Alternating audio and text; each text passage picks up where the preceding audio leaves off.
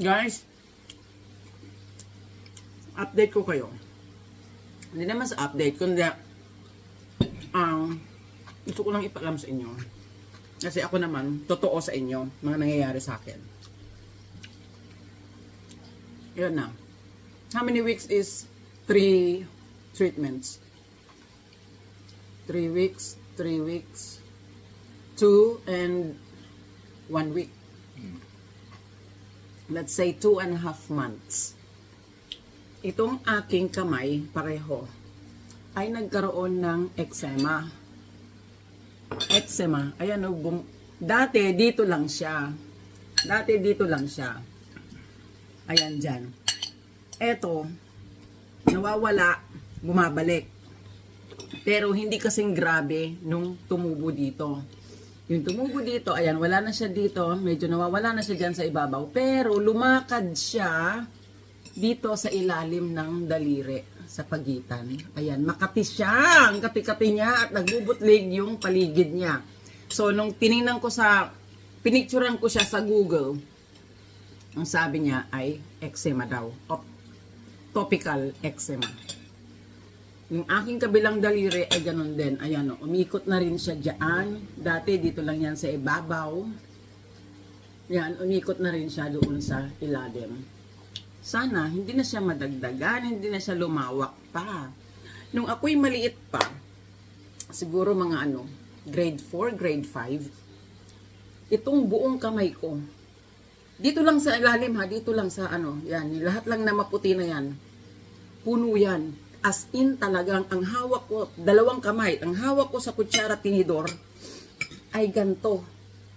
Pag ganyan, tinutusok ko lang yung handle dyan sa palad ko. Ganun ako kumain. At napakakati at napakasakit. Kaya, kasi nagka-crack yung yung balat eh.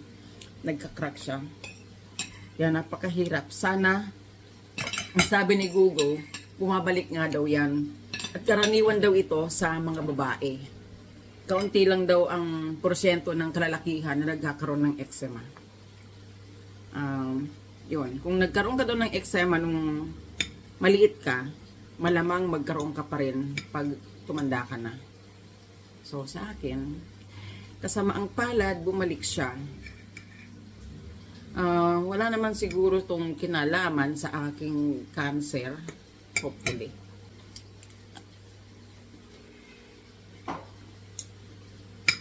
Ngayon,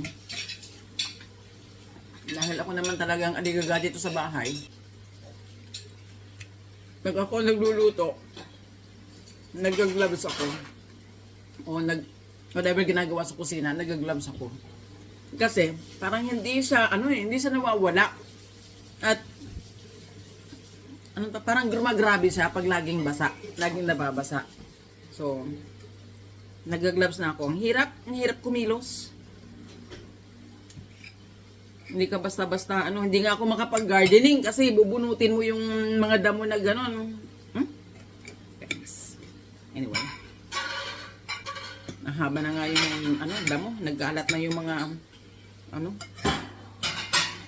mga damo doon sa mga tanim ko.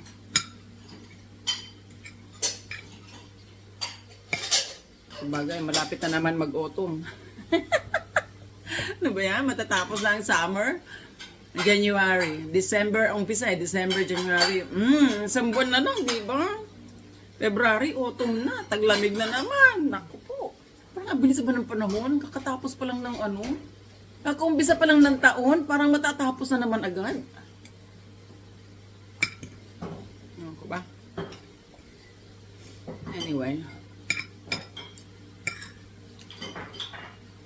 Nilalagyan ko yung aking kamay ng cream na may steroids. Nakakatulong naman siya, pero hindi talaga nawawala eh. Ganun yata talagang eczema. May panahon siya, may sarili siyang panahon kung kailan siya mawawala.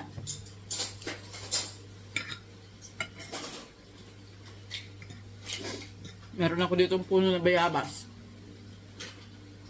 Maglalaga ako ng dahon at lalanggasan ko yung kamay ko. So, nasa isang Naiisip ko, paano ako babalik sa trabaho niyan kung ang parehong kamay ko ay ganyan. Di ba? Kasi kamay talaga ang pinagtatrabaho. Lalo pa, mag-aano ka ng beer. Inis. Bala ko na kasing bumalik sa trabaho. Pero sa mga nangyayari, antay-antay muna tayo. Okay guys, tapusin ko ang aking pagkain dahil iniwan na naman ako ng asawa ko. I'll see you next time. Thank you for joining me and thank you for listening. Bye, good best. See you next time.